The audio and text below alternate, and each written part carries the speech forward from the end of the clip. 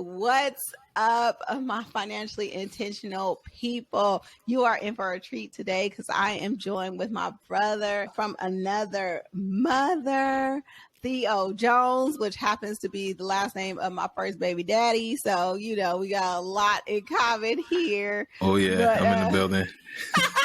He's the homie in real life, but Theo is going to put you up on game on so many things. And I just want to say, thank you so much, Theo. It is my honor and my pleasure to have you on my podcast. Oh, no, the pleasure's all mine. I got butterflies. I don't know why I'm so nervous. Like, we haven't spoke like 80 million times, right? Well, we don't talk like every day, right? Right.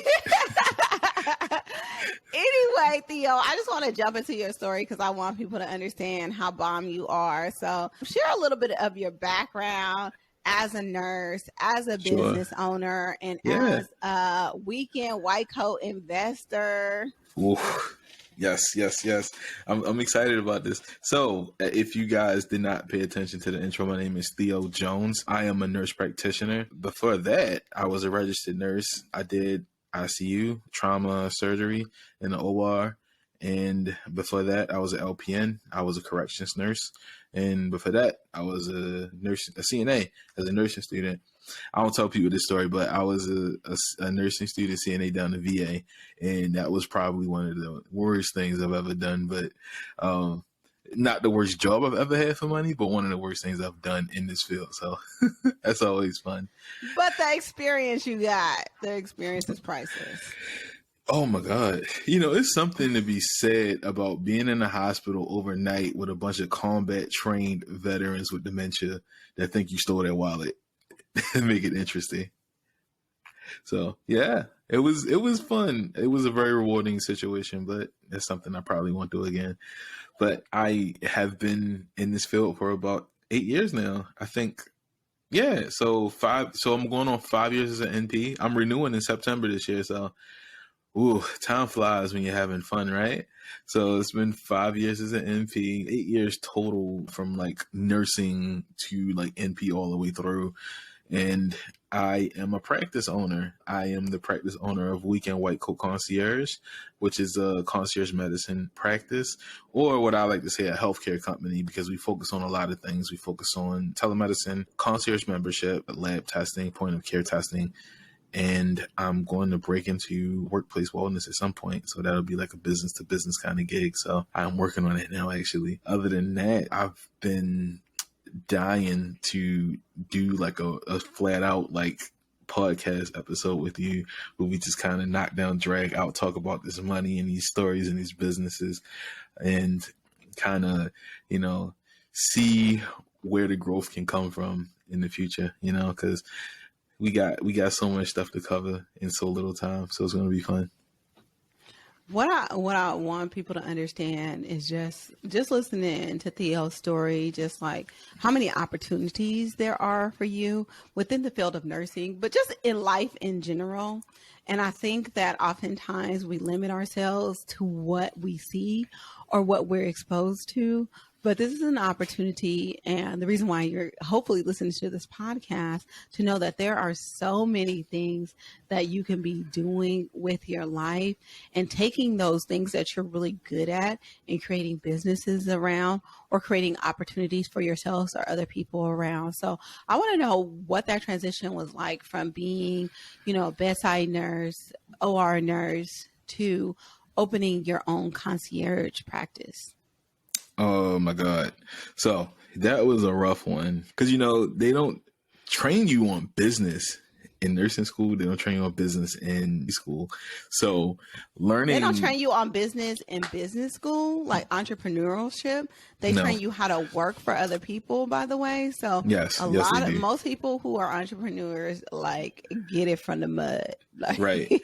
For real though. Cause I took an MBA program and I did not learn how to be an entrepreneur. I just learned how to do PowerPoints, run operations, and, do enough to get through a marketing session and some accounting. So, put me on the spreadsheet. That's it, but other than that, so, that transition was very interesting because I had to learn how to sell.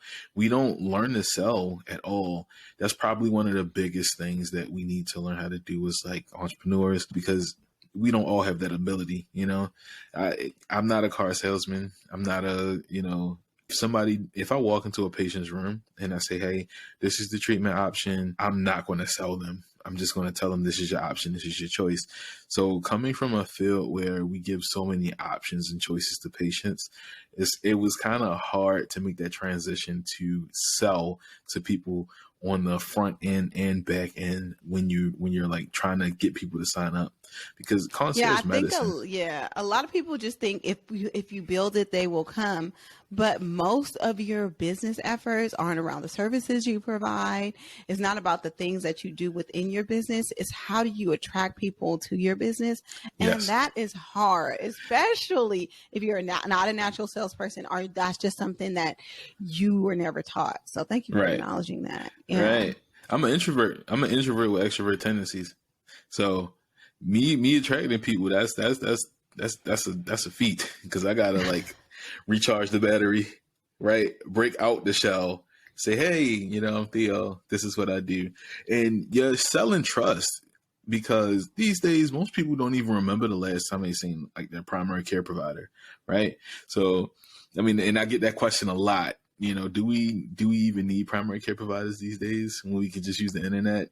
Well, the problem is, I put in all these years of school to learn to synthesize that information. You didn't. You can go on WebMD and get your anxiety so jacked up that you might need Xanax before you actually get to the actual problem. So I think a lot of times, in business, you spend some time trying to tell your customers how you're solving their pain point without them even realizing. I mean, when you start a business, most people think like, oh my God, I'm gonna get so much support. It is not Field of Dreams. If you build it, they will not come. One, people need to know that you're there. If nobody knows that you're there, then how in the fuck are you going to grow your business? Two, your money is in strangers' pockets. You cannot depend on family and friends, because they won't repost you, they won't retweet you, they won't bring you up at events, they won't say a damn thing, and you will just be like, why y'all didn't support me? It's not until you get big, it's not until you hit 100 grand, 100,000 followers, or you're sitting on the news where they're like, oh my God, let's support them, let's repost them, because they've already made it big. Strangers believe in you more than your own people, believe it or not. So, but even then, you still don't get the love automatically like you would think. You still have to sell yourself every day. You have to put yourself out there every day. Yes, I mean, I'm talking about like all ABHs always be hustling. I mean, sometimes it gets old, but after you learn that when you cannot sell something, you can't pay your bills, that shit is like brand spanking new every day. Because being an entrepreneur, that money come a lot differently than, working at a job, because you go in, you punch that clock, that money coming every 2 weeks. As an entrepreneur, that money is going to trickle in, straight payout every once in a while, square payout when they ready. So, all I'm saying is, you got to really get out here and sell as 100% of the time, not half-ass it. Because if you half-ass it, your kid's gonna starve. You can't save for retirement. You can't get stuff done. That was that was the biggest transition. That was, I would say, 100% was selling yourself, selling your product, and getting out there in front of the faces of the people who are going to be prospective buyers. So that was one of the transitions. The other transition was coming from bedside to a provider.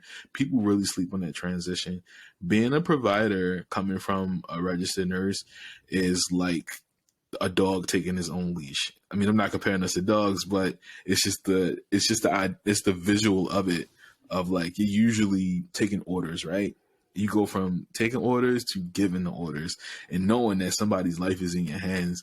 That is a heavy weight, and that is a hell of a transition in your first year to deal with, because that is one of the biggest things I struggle with. After my first year, I had a really cushy like fellowship doing acute pain management, and I had a lot of support around me, so I could call somebody and say, hey, I need this. Or I could call somebody and say, hey, what do you think of this? Or bounce ideas off of them. But once I left that fellowship and I took a hospitalist job full time, that's when all shit hit the fan. My first hospitalist gig, I was buried. I was like, oh my God. I was getting about 14, 15 patients a day. I was rounding on 8 patients, admitting like 6 patients, like minimum admitting 6. Meanwhile, I'm working for this practice, and that was the baseline. But the other doctors that were like employed by the hospital, they were taking specific emitter shifts. They were only doing admissions and not rounding. They were just doing straight admissions. So I'm like, man, I'm getting worked. I got but wait, beat to oblivion. can you explain what a hospitalist does for people that don't know? And a lot of people don't know that nurse practitioners can actually be hospitalists, but explain that for the people. Sure, yeah. So a hospitalist is basically an internal medicine provider that rounds on the med-surg floors. So basically we get a roster of patients that are coming in for medicine reasons, because not everybody coming into the hospital coming for surgery, not every patient coming into the hospital for emergency. Sometimes they just get admitted and they need a doctor while they're there to organize their care and just do the general day-to-day things. So most of the time when patients come to the hospital with a COPD, or if a patient comes to the hospital with like congestive heart failure, most of the time it's the hospitalist that manages it. We just do medicine. So kind of like primary care, but like jacked up hospital steroids with more power. So we can do and then there's a separate hospitalist for OB services, so for labor and delivery and GYN and all those services.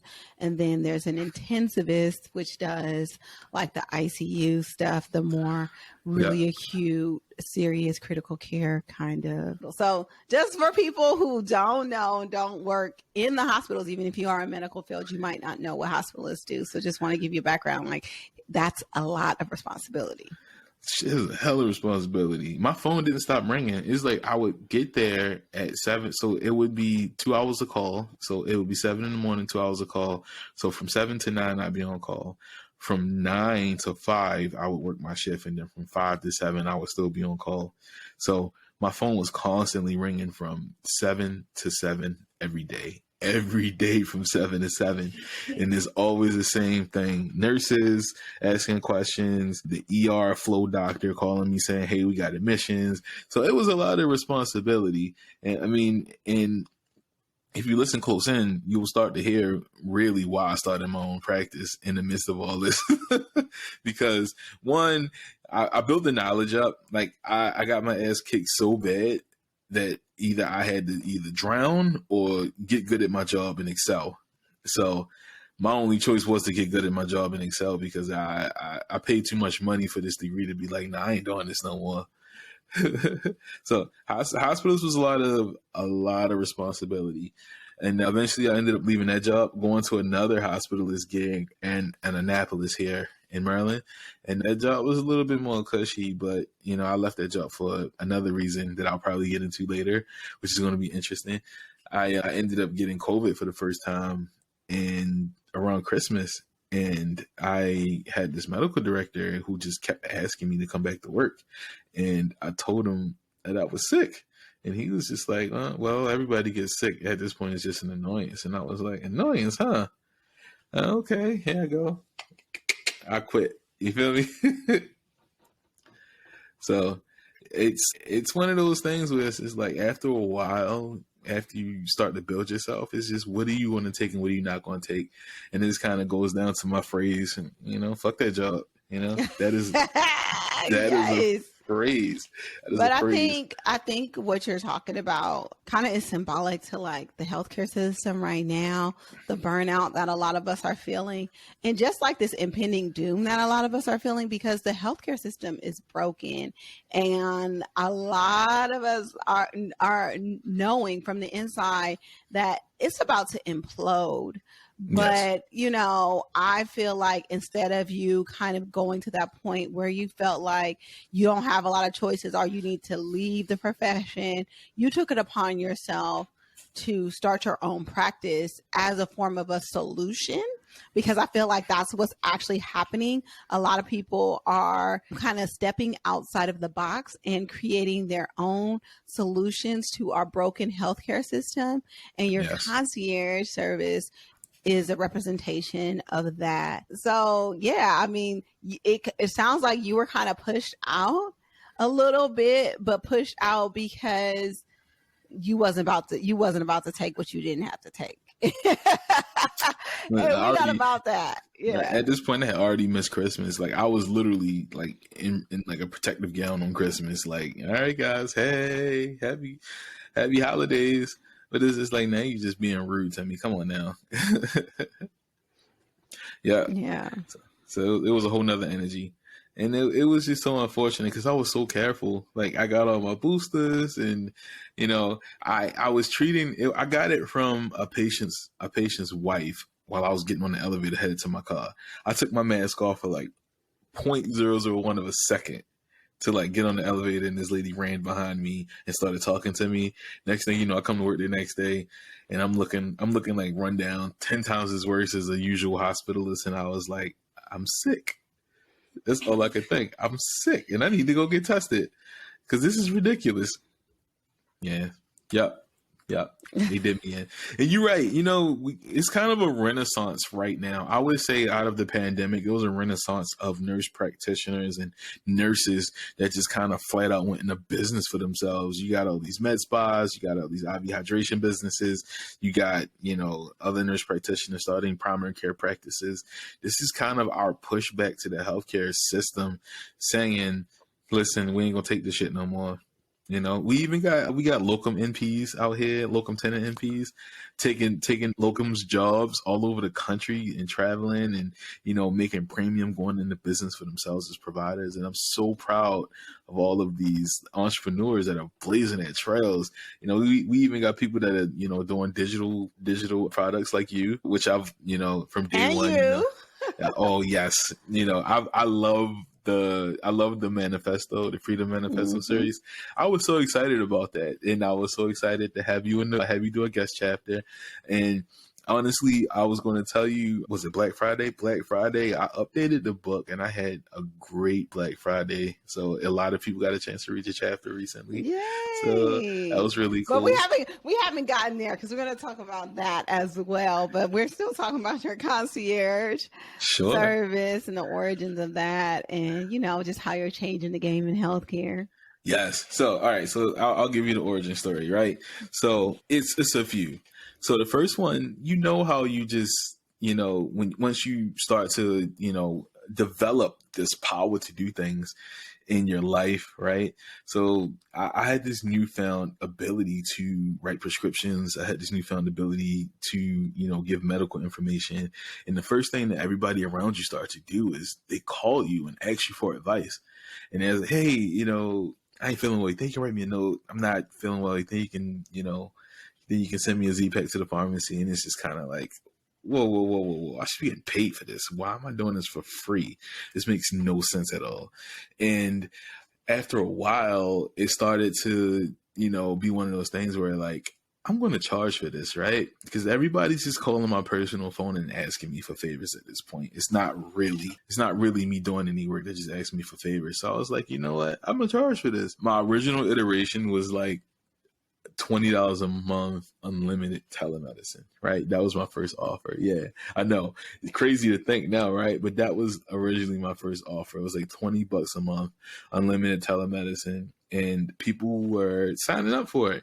To this day, I still have about 2 or 3 patients that were like grandfathered in on that deal. And I mean, they love it. I don't think they're going anywhere. I mean, talk about like low turnover rate. Like concierge medicine has, at least my practice has a low turnover rate because they love it here.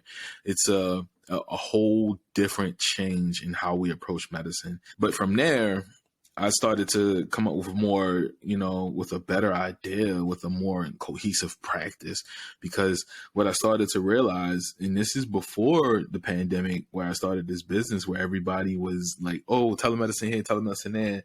What I realized is that there was a huge gap in healthcare where patients were not getting primary care at all. A lot of people don't, like I said before, most people don't know the last time they seen their primary care provider. They can't even name one. It's just some person printed on their insurance card. No face, no case. They just there for the hell of it. So it made me think, you know, how can I revolutionize this game or change this idea of how we face our primary care issues, because most of the time you don't establish a good relationship with your provider. You just go, they do your physical, send you for labs, that's it. Meanwhile, my idea was to foster relationships with patients where I could talk to them, if they want to. They could text me daily, and I'd be like, hey, I want to be that provider where you're comfortable enough to invite me to Thanksgiving dinner, but I'm polite enough to say, nah, I'm good, because I don't eat everybody's food. So the concierge game is really interesting because I wanted to make it old school, but I wanted to give it a new school twist. So what I really, really liked that I did is that I merged the idea of like a mobile app, like a digital first care with old school house calls. So a lot of my patients, they get old school house calls, but it's a digital practice. The beauty of it is that the practice is very lean. Most days I could probably run it from my cell phone. But the back end is very comprehensive and streamlined because, I got a tech stack that I use. You in that Silicon Valley energy. I have a tech stack that I use to automate a lot of the processes. I also have like virtual assistants working in the background to help make things feasible and to make it work.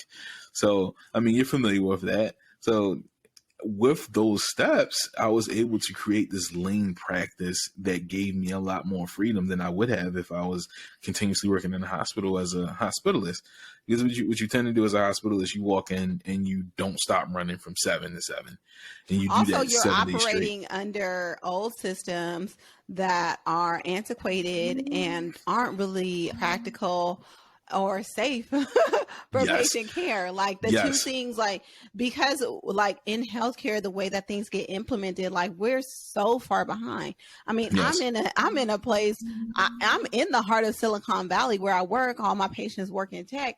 We can't even get hot water to the rooms. Like if you understand like that kind of concept, like we're like that, like our buildings are old, like it's a whole bunch of stuff that just needs to be fixed. Like communication, like all those kind of things. So now you're able to take, because you're doing your own practice, you're able to take technology because you can implement it on your own terms instead of working under somebody else's systems. And so that changes the game. But doing this for now for a couple of years, what are some things that you wish you would have implemented earlier?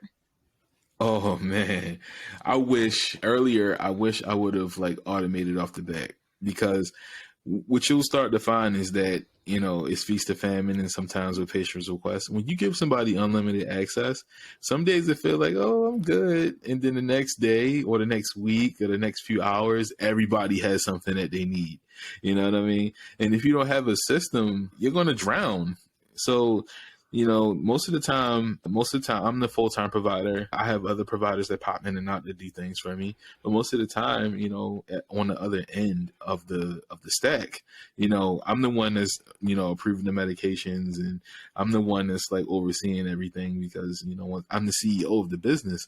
So everything starts and ends with me in a sense, which is probably unhealthy. But I wish I really put automation in place. I really also wish that I started with my own like EMR mobile app. That wasn't the first thing I did. So the first thing I started with was somebody else's platform. And then I saw this video by, what is that gentleman? Ian Dunlap, and he was talking about owning your own process, owning your own system, because like Instagram, Facebook, Twitter, they could shut you down at any time.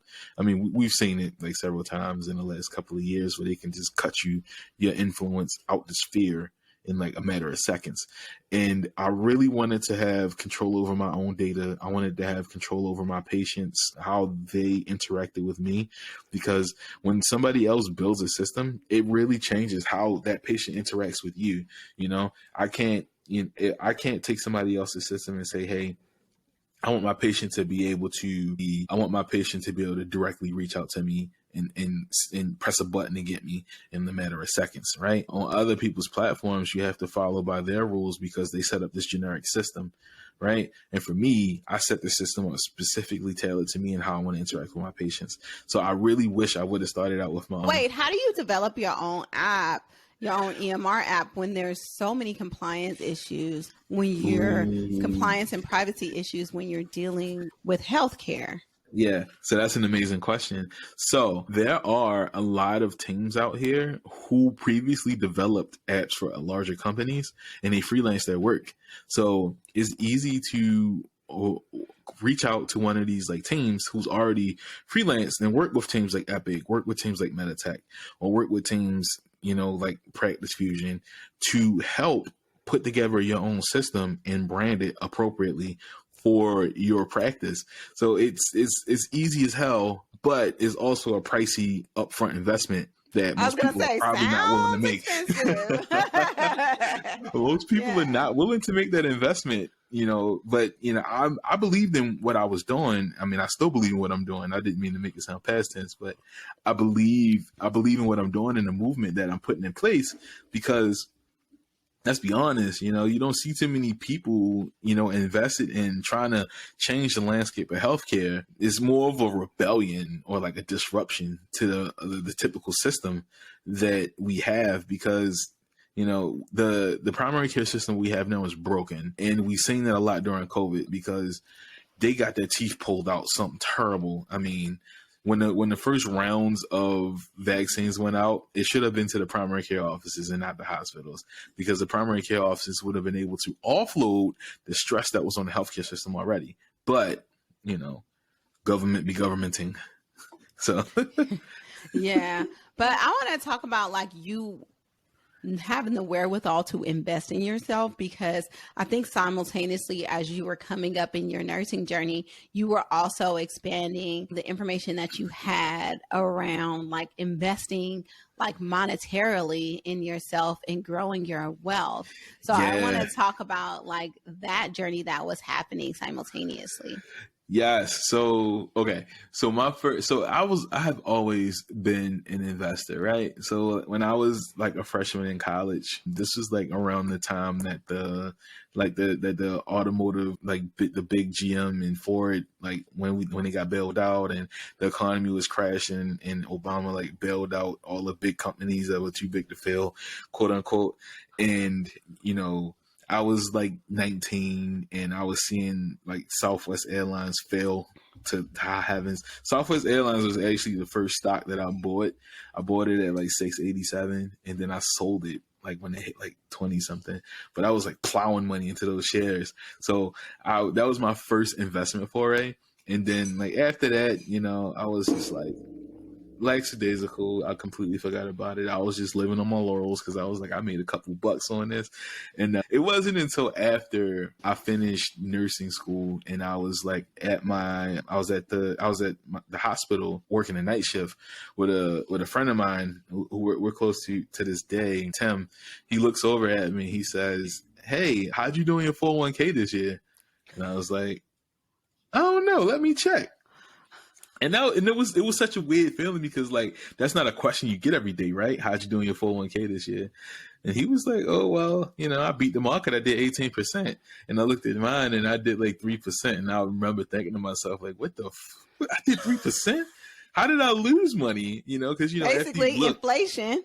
yes, inflation, fees. And I'm like, I lost money on an investment.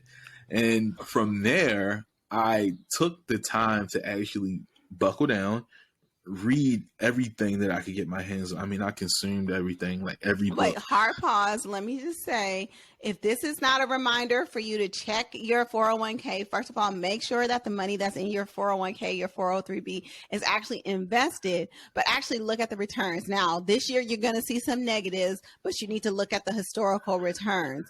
If you, over the last couple of years, have not been beating the market, because this is the longest stretch of a recovery that we've had, meaning that we haven't had any recessions in the longest stretch of time in history, you should have seen double-digit growth every year. So this is a time for you to check in. And if you don't know how to do that, call the 800 number. First of all, call HR to get the 800 number if you don't know, to call your 401k administrators and ask them, over the last 5, 10, however many years you want to go back, what has been my rate of return? And if it hasn't been double digits for any years before 2022, then you need to check what you're invested in. So this is just one of those hard stops. I just want to give you an action item because this is an example of not monitoring your 401k. So now you're at a point, Theo, where you're getting educated in the background. And how did that turn out?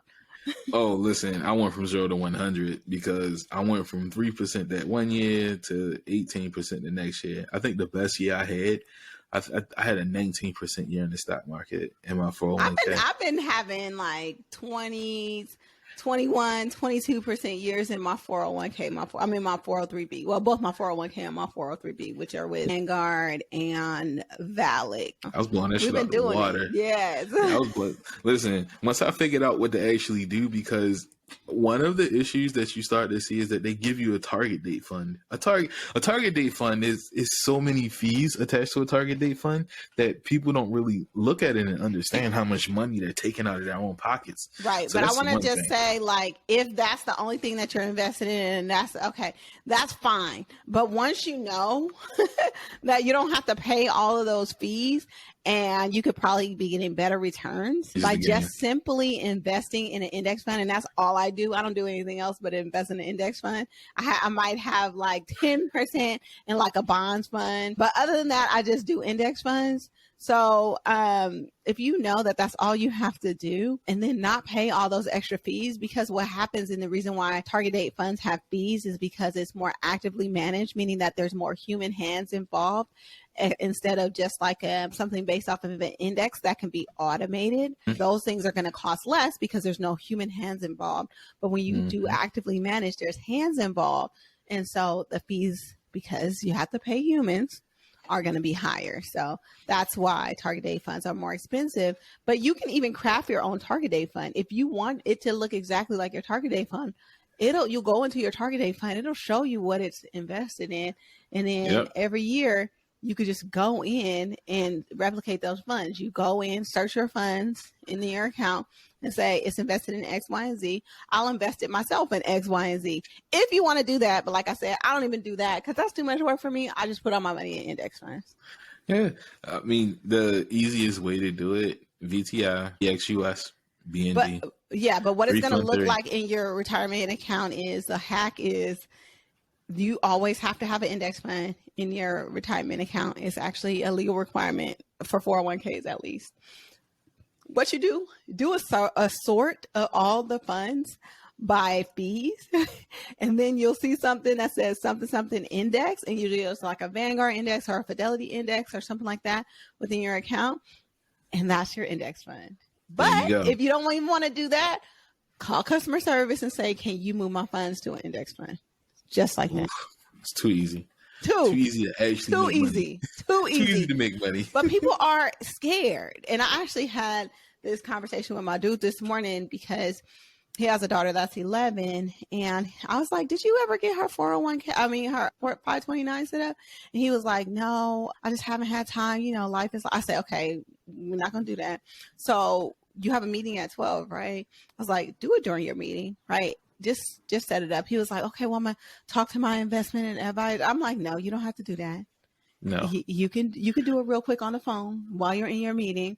And literally he did. And like 5 minutes later, he texted me, you know what I'm saying? And it was done. Yeah. And that's how simple it can be. But we put all these roadblocks in our head. But anyway, that's my rant. I'm done. We want to hear about we don't want to hear about how people get on my nerves. So, well, I mean, I probably mirror a lot of things that she's saying, you know, when they really started to bring trading to the people online, it was a revolution because like once upon a time you had to have a stockbroker that you called to invest. Now you can pick up your phone, tap a few buttons, and then boom, you're in the market like it's no problem. But I think, and that's the whole thing, is that I don't want to undermine the fact that these are things that have changed recently, like in the last 5 years. And it was the Robin Hoods and the other the discount brokerages that kind of revolutionized this practice. But these are things that are new. But so is Instagram, so is TikTok. And I bet you have those accounts. And it probably took you longer to set it up. And if you're doing any kind of video editing, now you can be a fucking trader, you know? Yes. So it's just like, let's stop playing ourselves. Right. We can make money out of our pockets every day. So yes. Ain't no games here. Chill out. No. And then, first of all, these are the rants at me and Theo have in the background on Instagram Every because day. we Every day. All in the DMs, because it's just like, look at these people not trying to get no money. right. Like, you go ahead and be broke. You know, one of the Right. greatest transformations of wealth of all time is happening right now. You just want to be broke. That's right. You do that. People don't understand. I'm trying to tell the people. If you don't want to listen to me, maybe you'll listen to a white person that'll tell you, but listen to somebody. Right. Listen to somebody, please. Help. Right. But Like, anyway, God, so you learn, you went from 3% to 18% the next year. And from In no there, time. it's just like, and I know how you are, because you like me, like we all in. Like once we're committed to something and we're learning about something, you're all in. And so you'll be putting me up on game on stuff, because I'll be like, what are you talking about? Like, what are these alternative investments? and all Yeah. this stuff? I'm just like, boy, I can't. So I started to become a little bit prolific in other areas. So I've started to get into alternative investments. One thing that I've really been all about this, investing in art, like fine art investment. Listen, I think this in the last 2 years, I did 34% on my investment of fine art. So you knocking your 18% out the water, boo. Like 34% is unheard of, the investment returns. Like, yes. What? Yeah, and like, I'm talking about becoming a millionaire off of 7%. Okay, he out here 35%. What? Yeah. It's so weird, because when I say like y'all not investing in fine art, and everybody in the room just look at me like, what the fuck is this guy talking about? And I'm like, listen, I just put my money in a Basquiat and I almost doubled that shit. So you trying to tell me you've never heard of that? Like, I mean, I think Jay-Z is the one who kind of brought it to at least Black people's attention. Like, oh, people do that? Like, yes. And it has been around forever. It has kind of been one of those things before that is like, you have to know somebody that is doing it. And it's kind of like an inner circle thing. But now, just like Instagram, Facebook, and TikTok, it's a social media platform. It's a platform. There are platforms that you can use that are accessible to everyone. Yeah. You know, you gotta do is jump on there, you know, find the piece that you're looking for, look at the investment prospectus, and you know, if that's the one you want to pick, just ball with it. I think my first real foray, I came across this study, well, I guess the numbers mocked up by Citibank, and they were saying that fine art investment beat the S&P, you know, 10 years straight, and nobody talks about it. So I was like, let me find my way to get myself into this game to see if I can grow. And I came across a few things. So one thing that I came across was Masterworks.io. So with Masterworks, initially, when you start out there, you have to be an accredited investor. And if you don't know what an accredited investor is, that's when you have a net worth of $1 million, or if you earn over $250,000 in a year or something along those lines. So those are two qualifying conditions to be an accredited investor. So you had to be an accredited investor to get into the door with those deals, as well as some other real estate deals I came across, but I didn't get into those. But I came across it, and we reviewed. I got on the phone with somebody old school style, and we reviewed some current like offerings, and I ended up buying into two paintings: a George Condo painting and a Basquiat painting. And I dumped money into those two. And then over the years, I started to buy more art. So I like to buy art from a few different places. This is a website called Touch of Modern. I usually come across like a lot of original sketches from like Matisse, or like all of these like artists who had like hidden works, but they're like prolific, and that they're in like all these other museums across the country. You go on crap, it's evading me, but I go on there almost I think it's like DDT or something like that. And that's like a company that teamed up with the artist Cause. I get a lot of his work. If you ever like at my place, I got like Cause figures, and I got the books, and like I got all types of cool stuff. Like I got paintings around like boxed up that I'm going to eventually put up once I get another house. But it's like art, like it's a really cool investment to get into, because one, you get a chance to look at it, and it gets to beautify your space as it appreciates. And at the same time, it's one hell of a tax give if you do it right, you know? I see the paint on the wall, so I was like, look at that cool painting behind there. So I was like, To buy my daughter's painting that she insists that I put up every day, even it's though beautiful. I'd rather recycle them. But you know, you gotta appease your kids. You gotta make them feel seen. But anyway, so not only have you upped your game in investing, you actually teach people how to invest, and this is where your books come Yes. in. You're Yes. a creator. You are, you know, you have your own digital products. So tell people, you know, what offerings you have. Yes. So one of my favorite things that I've done outside of working with my business partner, Mark, we did the first book, Whitecoat Green Bands. That was the first book we did. But outside of that, I really, really put a lot of love into the Freedom Manifesto. This whole concept of saying, fuck that job is a mindset, because jobs have become one of those things that overstep their boundaries in your life these days. They just say, hey, Habitual line steppers. Habitual line steppers. We want you to show up. We don't care if you're sick. We need somebody here. The needs of the unit precede you. The needs of the unit should not precede me. I'm a human being. I have feelings. I'm going to clock in when I feel right, not when you want me to.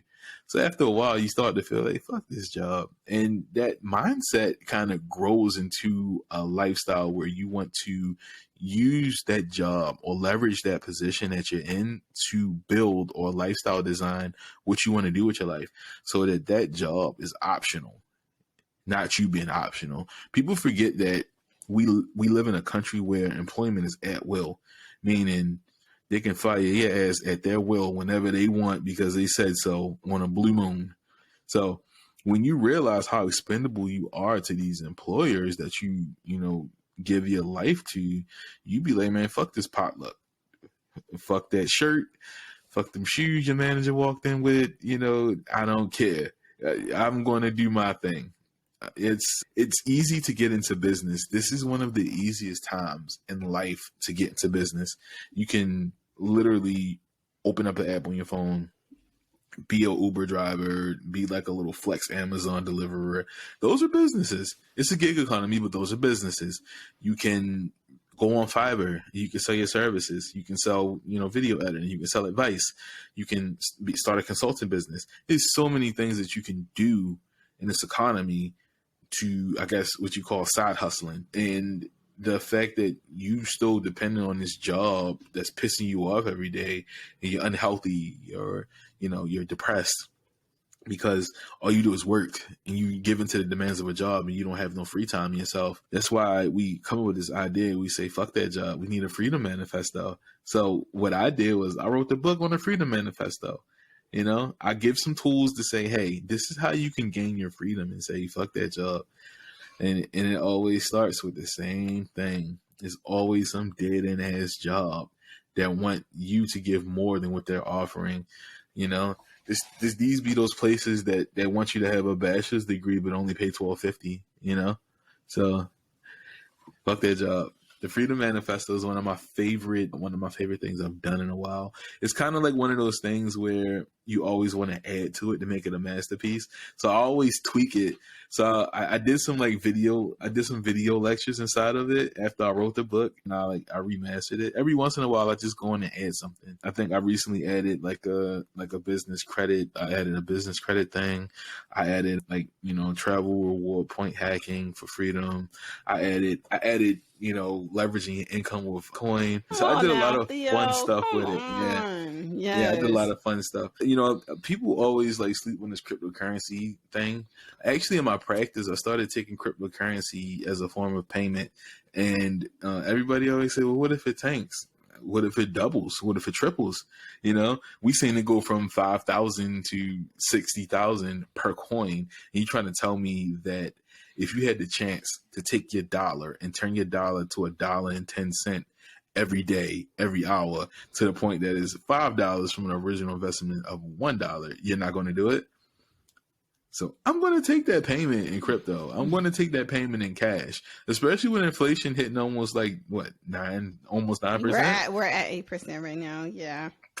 So you trying to tell me, your dollar is worth 92 cents now. You trying to tell me if I took a Bitcoin, and I gained on it when the market moved, that I'm in the wrong spot? Listen, I started taking payment on a crypto when Bitcoin was like 34,000 or something along that line. I was taking payments from like several clients and went to 65,000 that same year, and I doubled my effective gain in that market. So I doubled the money that I took in business, and I used that to become a cushion for my business. Just like Elon Musk started taking Bitcoin to pay for Teslas, he ended up selling off $3 billion worth of Bitcoin, which was cheaper than what he got. I did the same thing. I just applied it on a small scale business that I own. So people overlook that strategy, but I talked about it a little bit and how to kind of get into it. So there's a lot of different things that we can do to leverage other systems to create our freedom.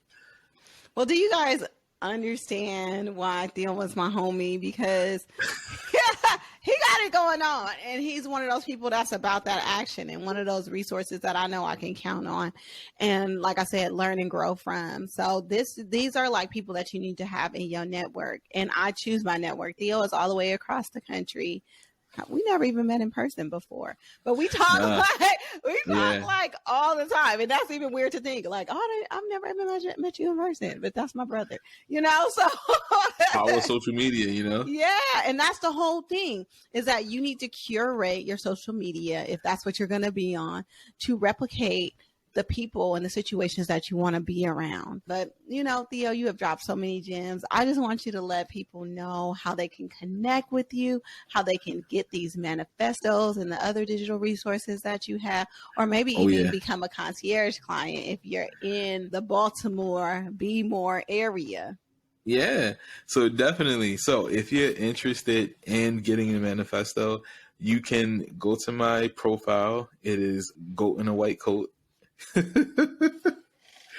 Yes, Goat in a White Coat. He's the goat. Yeah, Goat in a White Coat. You can just hit the link in the bio. You can just grab the manifesto. It's one of the first things in there. If you are interested in being a concierge patient, weekendwhitecoat.com, or you can just download the Weekend White Coat app from your Apple store or your Android store. I'm not on Amazon yet. I'm not on the other marketplaces yet, but I'll be there soon. Trust me. So do you take patients that aren't in your area and just do like telephone concierge, or do they have to be in your area? Okay. No, I'm licensed in California, licensed in Florida.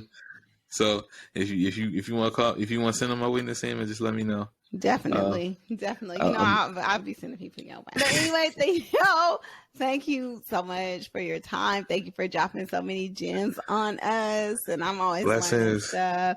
Make sure you guys check him out. Don't miss out on all the services that he provides. But most importantly, I hope you guys just understand the journey and the opportunities, because there are many times where he could have looked at it as defeat and gave up, but instead he, what do you say? What's the saying? You turn lemon into lemonade. Yes. Oh yeah.